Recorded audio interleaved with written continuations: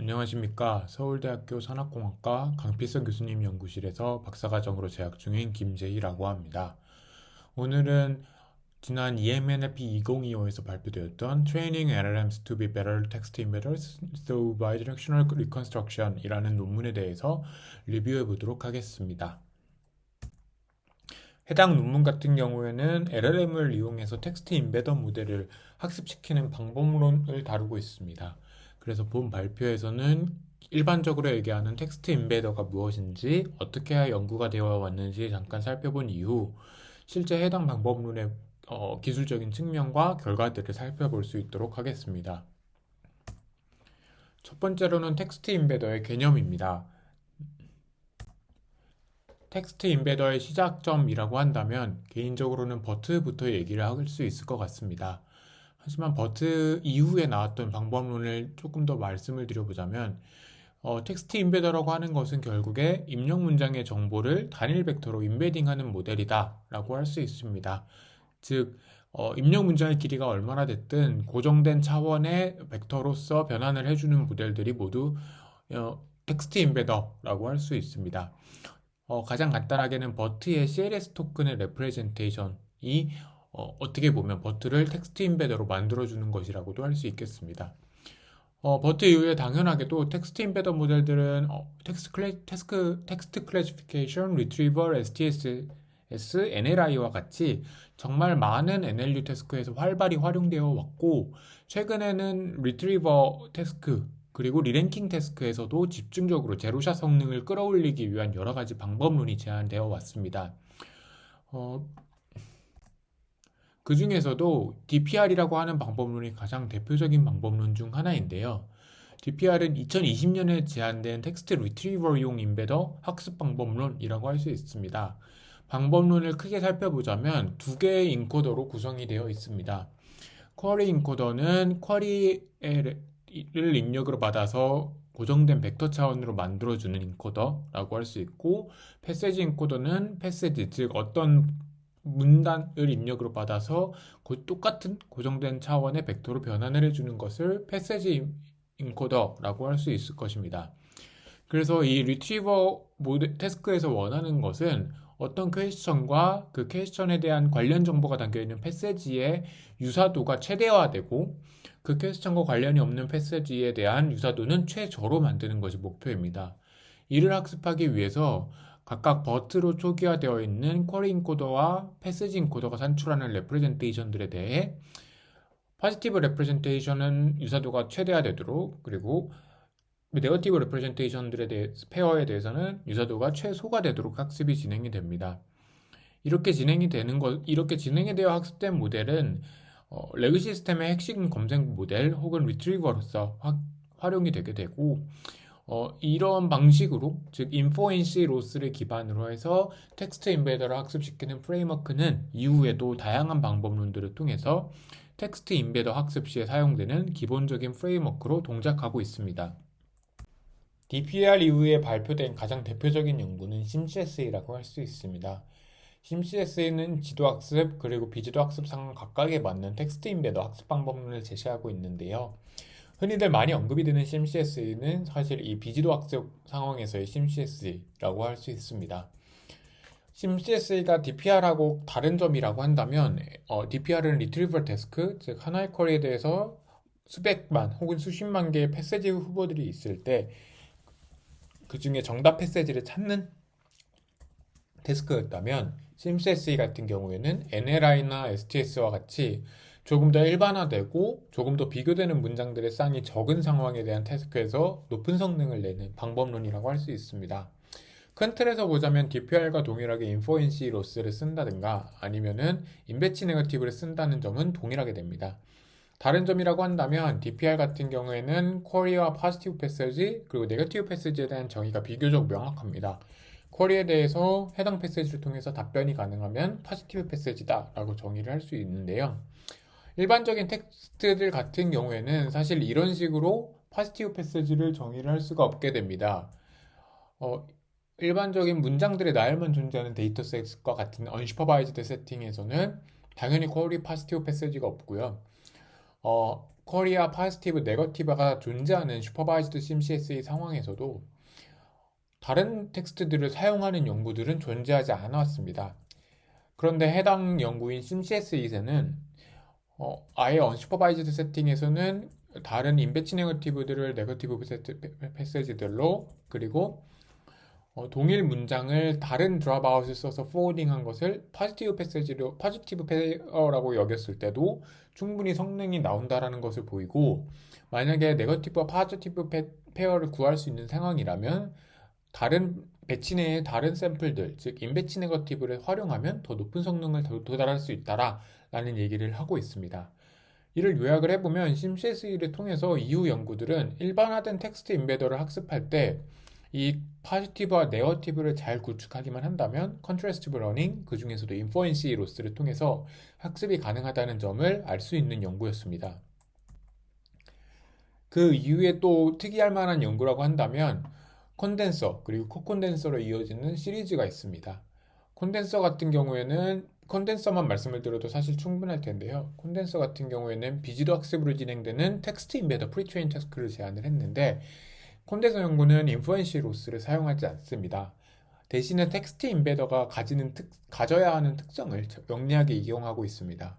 왼쪽 그림과 같이 텍스트 임베더는 입력 문장의 의미를 하나의 단일 벡터, 즉 CLS 토큰으로 모두 몰아서 시멘틱 정보를 담아야 하는 모델이라고 할 수 있습니다.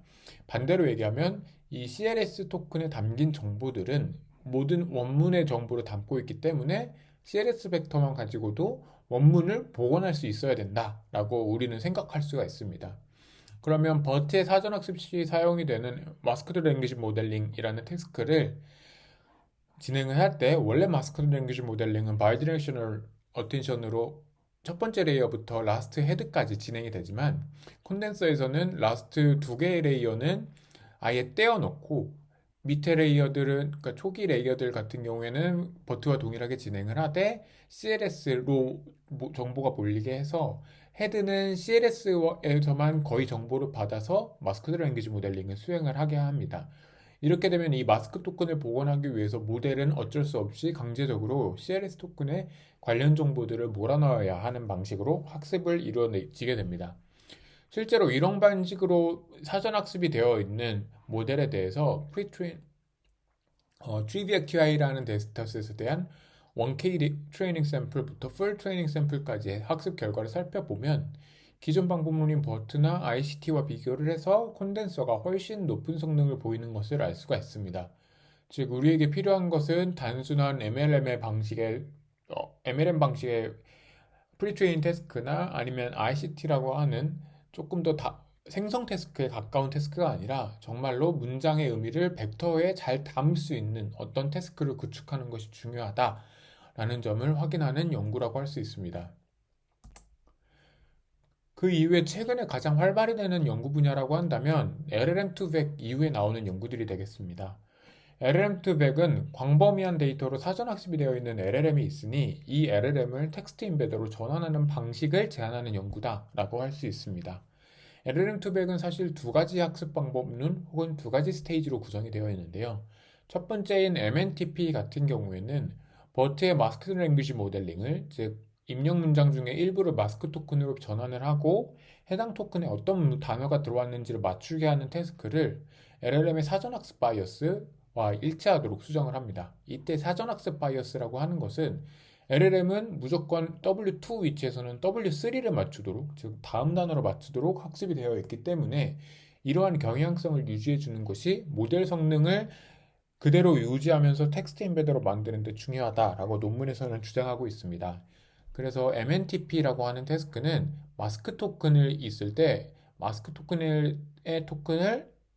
토큰의 위치에서 맞추는 것이 아니라 직전 위치에 W2 토큰을 넣었을 때 마스크 토큰에 W3가 올 것을 맞추도록 하는 태스크로 스테이지 1을 학습시키게 됩니다.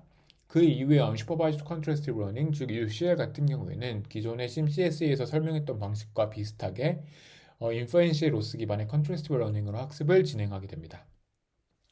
실제 방법론은 사실 3단계로 구축이 된다라고 논문에서 얘기하고, 이러한 3스테이지 방식이 이후에 많은 연구들에서도 차용이 되고 있습니다. 첫 번째 first stage에서는 원래 LLM 같은 경우에는 디코더 only 모델이기 때문에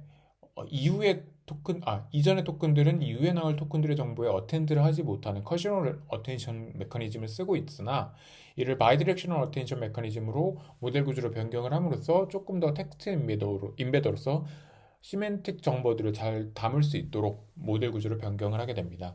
그럼 이렇게 변경된 모델을 통해서 MNTP 태스크로 1000스텝 정도를 훈련시키게 되고 그 이후에 UCL 태스크로 또 1000스텝을 훈련을 시켜서 단 2000스텝 만에 그리고 로라 학습을 통해서 꽤나 높은 성능을 도달할 수 있었다라고 해당 논문에서는 주장을 하고 있습니다. 실제로 위와 같이 매우 단순하고 가벼운 학습을 통해서도 해당 논문에서 학습이 된 LLM200 모델은 기존에 존재하고 있던 다양한 텍스트 인베더 모델들보다 훨씬 높은 성능 도달이 가능하다라는 점을 보여주고 있습니다. 학습수가 매우 적음에도 불구하고 이전의 연구들이 매우 복잡한 데이터셋 구축과 매우 긴 학습으로 구축되어 있는 BGE나 아니면 GridLM 아니면 E5와 같은 모델들보다도 훨씬 나은 성능을 보이는 인상적인 결과를 확인할 수가 있습니다.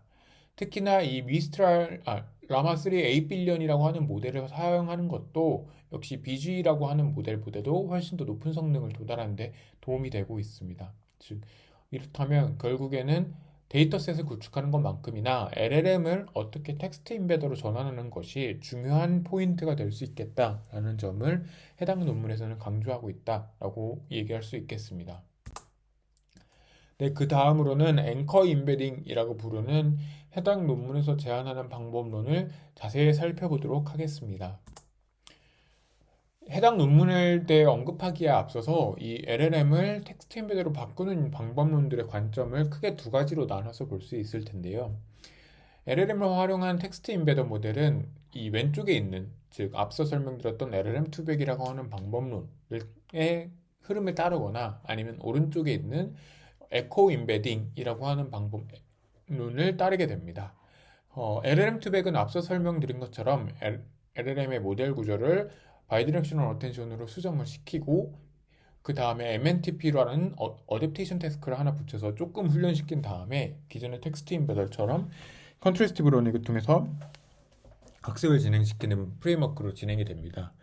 이때 LLM200이 가지는 문제점이라고 하는 것은 LLM의 사전 학습은 넥스트 토큰 프리딕션 그리고 커셔널 어텐션으로 구성이 되어 있는데 LLM200은 넥스트 토큰 프리딕션과 다른 태스크인 게 분명하고 그리고 이 모델 구조를 커셔널 어텐션에서 바이디렉셔널 어텐션으로 바꿨기 때문에 어쩔 수 없이 프리트레인 때보다 성능 감소 혹은 모델의 성능을 온전히 활용하지 못하는 문제점이 존재할 수밖에 없습니다.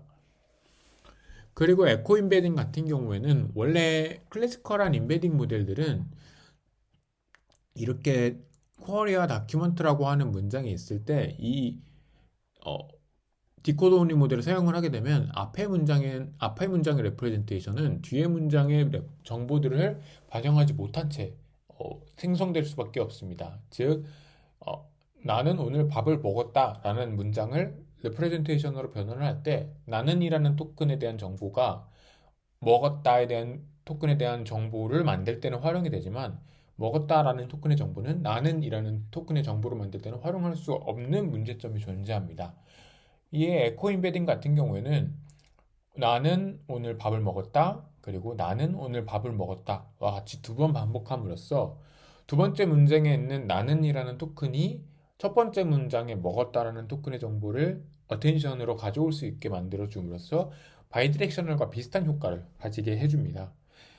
이러한 방식으로 에코 임베딩 같은 경우에는 기존의 LLM200과 다르게 모델 구조를 유지하는 장점은 있기는 하지만 사실은 텍스트 인베더로서 존재하기 위한 학습 방법론이 아니기 때문에 비교 방법론과 대비해서 낮은 성능을 보일 수밖에 없는 한계점을 가지고 있고 LLM200 같은 경우에는 반대로 LLM의 사전 학습과 매우 다른 방식으로 훈련이 되어 있기 때문에 앞서 말씀드린 것처럼 LLM의 성능을 온전히 활용할 수 없겠다는 문제점이 존재합니다.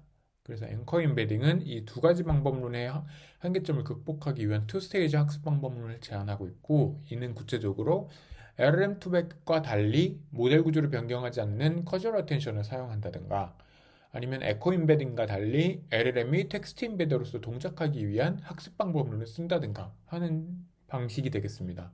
이를 종합을 해보자면 앵커 임베딩이라고 하는 건 커주얼 어텐션을 쓰면서도 텍스트 임베더로서 동작하게 할 수 있는 어떤 학습 방법론을 제안하는구나 라는 점을 살펴볼 수 있을 것입니다. 그래서 앵커 임베딩은 투 스테이지로 동작을 한다고 말씀을 드렸었는데 그중 퍼스트 스테이지부터 말씀을 드리겠습니다. 퍼스트 스테이지에서는 랭귀지 모델링을 활용한 텍스트 임베더 학습 방법론을 제안하고 있습니다. 이 방식은 랭귀지 모델링이라는 키워드에 맞춰서 보자면 커주얼 어텐션을 사용해야 되고 티처 펑션 방식으로 학습이 진행이 되어야 랭귀지 모델링이라고 하는 조건에 부합이 될 것입니다. 그리고 텍스트 임베더 학습 방법론이라는 점은 입력 문장의 정보가 모두 단일 벡터에 충분히 담길 수 있는 학습 방법론을 의도해야 됩니다. 이를 위해서 흔히 얘기할 수 있는 쿼리를 가지고 다큐멘테이션 패시지를 리트리버하는 태스크라고 생각을 해보면 LLM2 앵커 임베딩 같은 경우에는 쿼리를 입력을 하고 EOS 토큰의 위치를 만들어서 제일 마지막에 있는 EOS 토큰의 레프레젠테이션을 가지고 오게 됩니다.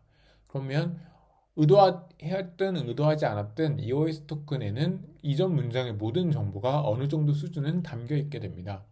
그러면 여기서 입력 정보는 모두 끊어버리고 새로운 다큐멘트에 대한 랭귀지 모델링을 진행을 하는데 이때 가장 첫 번째 레프레젠테이션을 앞서 만들었던 EOS 토큰의 레프레젠테이션을 가지고 와서 붙여줍니다. 이렇게 되면 이 EOS 토큰의 정보가 다큐멘트를 생성할 때 사용이 되게 됩니다. 그러면 모델 입장에서는 이 첫 번째 쿼리의 문장들을 임베딩해서 EOS 토큰에 대한 레프레젠테이션을 만들 때 최대한 많은 정보가 담겨야 한다라는 점을 알 수가 있습니다. 그래서 이러한 아이디어를 기반으로 두 방향의 생성 태스크를 수행을 해서 바이디렉셔널이다 라고 해당 논문에서는 주장을 합니다. 두 개의 방향이라고 하는 것은 EMQ2D 혹은 EBD2Q라고 하는데요. EMQ2D는 쿼리를 입력을 해서 다큐멘트를 만드는 일반적인 리트리버 태스크와 비슷한 방식으로 동작하는 방향이라고 할 수 있고 EBD2Q는 다큐멘트를 입력을 했을 때 반대로 쿼리를 생성하는 것이라고 할 수 있겠습니다. 이때 중요한 점은 앞서 말씀을 드린 것처럼 입력과 출력 데이터, 즉 왼쪽에 대한 문장을 넣어서 오른쪽에 대한 문장들을 만든다는 관점에서 보면 입력과 출력 정보는 서로 어텐션을 할 수가 없습니다. 즉 출력 데이터들은 입력 데이터에 대한 토큰들의 어텐션을 할 수가 없고 오직 이 EOS 토큰에 대한 레이어에만 어텐션을 할 수가 있게 됩니다. 그러면 모델은 어쩔 수 없이 쿼리에 대한 정보를 최대한 EOS 토큰에 담아야 다큐멘트를 만들 수가 있게 되고 반대로 D2Q에서는 다큐멘트에 대한 정보를 최대한 EOS 토큰에 담아야 쿼리를 다시 생성할 수 있을 겁니다. 이러한 얘기는 결국에 EMQ2D가 쿼리를 입력을 했을 때 포지티브 다큐멘트를 생성한다는 관점에서 이 포지티브 다큐멘트와 관련된 쿼리 정보가 모두 EOS 토큰에 임베딩 되도록 강제하는 학습 방식 혹은 학습 방향이라는 점을 우리가 또 알 수 있고 EBD2Q는 유저의 인텐션과 관련된 다큐멘트의 정보들, 즉 이 다큐멘트에 있는 다양한 정보들 중 어떤 유저가 물어볼 만한 질문과 관련된 인텐션과 관련된 정보들이 EOS 토큰의 레프레젠테이션으로 잘 임베드 되도록 강제하는 효과를 가지게 됩니다. 특히 이러한 스테이지 1의 효과를 다시 한번 생각을 해보면 앵커 임베딩은 다른 방법론과 다르게 커주얼 어텐션을 이용을 하면서도 그리고 랭귀지 모델링을 이용을 하면서도 EOS 토큰의 입력 문장의 정보가 최대한 담기지 않으면 제대로 태스크를 수행할 수 없는 어떤 구조의 태스크를 만들었다라고 이해할 수 있겠습니다. 앵커 임베딩의 두 번째 스테이지는 사실 기존 방법론과 크게 다르지 않습니다. 쿼리, 포지티브, 네거티브에 대해서 앞서 만든 랭귀지 모델을 역시 그대로 사용을 해서 즉 커주얼 어텐션을 그대로 유지하는 상태로 레프레젠테이션을 뽑고 시뮬러리티를 비교하는 인퍼런시 로스를 통한 컨트래스티브 러닝을 진행을 하게 됩니다. 이때 정말 중요한 점이라 다시 한번 강조를 드리자면 레프레젠테이션 같은 경우에는 가장 끝에 있는 EOS 토큰의 위치에 라스트 히든 레프레젠테이션을 사용을 하게 되고, 모델 구조 같은 경우에는 LM200과 다르게 변경이 되지 않고 커주얼 어텐션을 사용하게 됩니다. 이를 통해서 라지 랭귀지 모델들이 프리트레이닝 과정에서 배우게 되는 막대한 정보들과 능력들을 최대한 그대로 활용을 하면서도 텍스트 인베드로서 동작을 하게 유지할 수 있습니다. 네, 여기까지가 해당 방법론에서 제안하는 어떤 구조라고 할 수 있겠는데요. 그럼 이 다음 파트에서는 정말로 그 방법론이 유의미한지, 그리고 어떤 효과들을 가지고 있었는지를 살펴볼 수 있는 실험에 대해 얘기해 보도록 하겠습니다. 실험 환경부터 얘기를 해보면, 스테이지 1의 경우에는 2000 스텝을 학습을 했고 풀 파인 튜닝을 진행을 했으며, 배치 사이즈는 500GB라는 매우 큰 사이즈를 활용한 것을 알 수가 있습니다. 또한 학습 시간 같은 경우에는 8빌리언 모델 기준으로 45시간이 소요가 됐고, 학습 모델은 인스트럭션 튠드 모델을 기준으로 진행을 했습니다.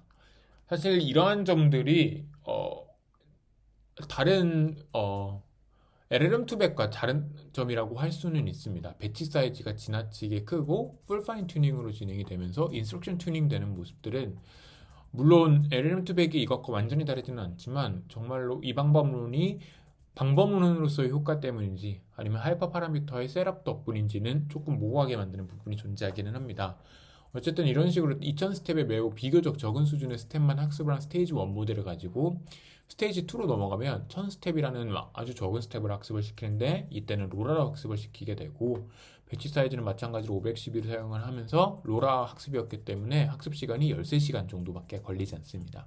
학습 모델은 마찬가지로 인스트럭션 튜닝 된 모델을 스테이지 1으로 추가 학습을 시켰던 모델을 그대로 사용을 하게 됩니다.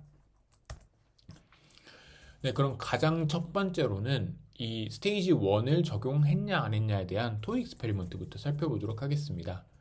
베이스라인 같은 경우에는 여기 각각의 라마 3.2 1B부터 라마 3.1 8빌리언까지의 다양한 모델들에 대한 베이스라인과 앵커 인베딩 모델을 비교하는데요. 이때 베이스라인이라고 하는 것은 스테이지 1은 적용하지 않고 스테이지 2만 적용했을 때의 성능을 얘기합니다. 즉, 커주얼 어텐션을 유지하면서 EOS 토큰의 레프레젠테이션을 가지고 컨트라스티브 러닝을 했을 때 성능이라고 생각을 해주시면 되겠습니다. 보시게 되면 베이스라인 모델보다 제한 방법론을 적용한 경우에 거의 모든 태스크에서, 그리고 거의 모든 모델들에서 성능이 개선되는 걸 확인을 할 수가 있고, 유일하게 성능이 떨어지는 것은 이 앵커 인베딩이 클러스터링에서, 그리고 앵커 인베딩이 S2S2와 서머라이제이션에서 아주 조금 떨어지는 것들을 확인해 볼 수 있으나 대부분은 개선이 됩니다. 이를 통해서 모델의 크기나 태스크 혹은 데이터셋 관계없이 제한 방법론이 LLM을 텍스트 인베더로서 활용을 하는데 큰 도움을 주고 있다라는 점을 알 수가 있습니다. 그러면 이러한 점을 실제 로스를 통해서도 확인을 해볼 수가 있는데요. 이 그래프 같은 경우에는 스테이지 2의 로스 커브입니다. 그래서 보시게 되면 학습 로스가 베이스라인은 이 초록색 선으로 표시가 되어 있는데, 학습 극초반에 매우 높은 로스를 가지고 로스가 심지어 오르기도 하는 등 매우 불안정한 모습을 보이면서 학습이 진행이 시작되는 걸 볼 수가 있습니다. 이러한 점들은 아마도 EOS 토큰에 적절히 인베드를 하지 못하고 모델이 초기에 학습이 불안정해져서 큰 로스를 가지게 된 것이라고 생각을 해볼 수 있습니다. 이와 반대로 앵커 인베딩을 사용한 경우에는 스테이지 1 학습을 통해서 EOS 토큰에 적절히 인베딩을 만들도록 이미 학습이 되어 있는 상태이기 때문에 학습 초반부터 비교적 작은 로스를 가지고 안정적으로 학습이 되는 것을 확인을 해볼 수가 있었습니다. 이는 결국에 제한 방법론인 스테이지 1의 학습 방법론이 인베더 모델의 학습을 효과를 분명히 가지고 있고, 또 다양한 모델들, 다양한 태스크들에서 강건하게 동작 가능하다라는 점을 점검했다라고 정리할 수 있겠습니다. 그 다음으로는 메인 익스페리먼트라고 할 수 있겠는데요. 즉, 타 방법론들과의 비교를 하는 장표였습니다. 이는 퍼블릭 데이터, 즉 공개적으로 확인할 수 있는 데이터들을 사용해서 학습이 되었던 프리비어스 워크들의 성능을 그대로 리포팅을 하고 있습니다.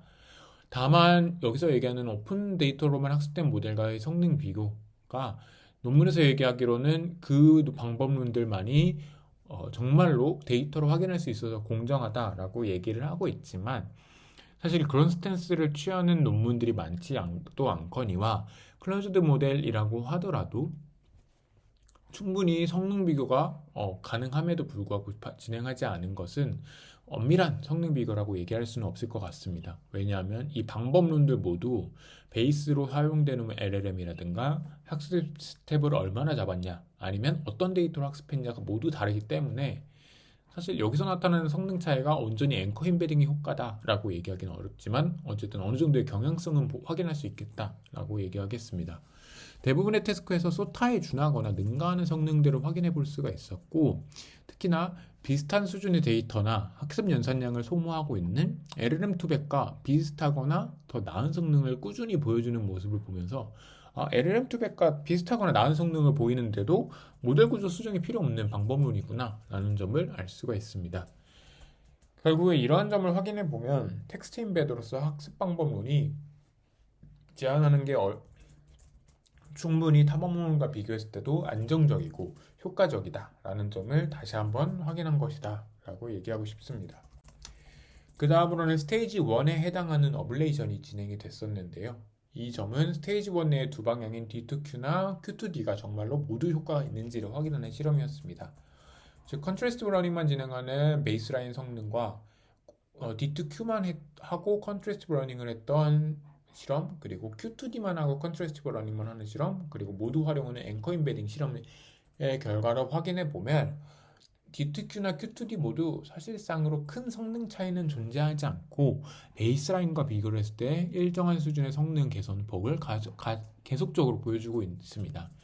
그리고 두 방법론을 모두 사용한 앵커 임베딩이 가장 높은 성능을 달성하는 것을 확인해 보면 결국에 D2Q나 Q2D 모두 텍스트 임베드로서 잘 동작하기 위한 모습을 나타내고 있고, 이 두 가지를 모두 활용을 했을 때여야 시메트릭한 텍스트 임베드로서의 모습을 가질 수 있기 때문에 가장 높은 성능을 보이지 않나 라고 생각해 볼 수 있습니다.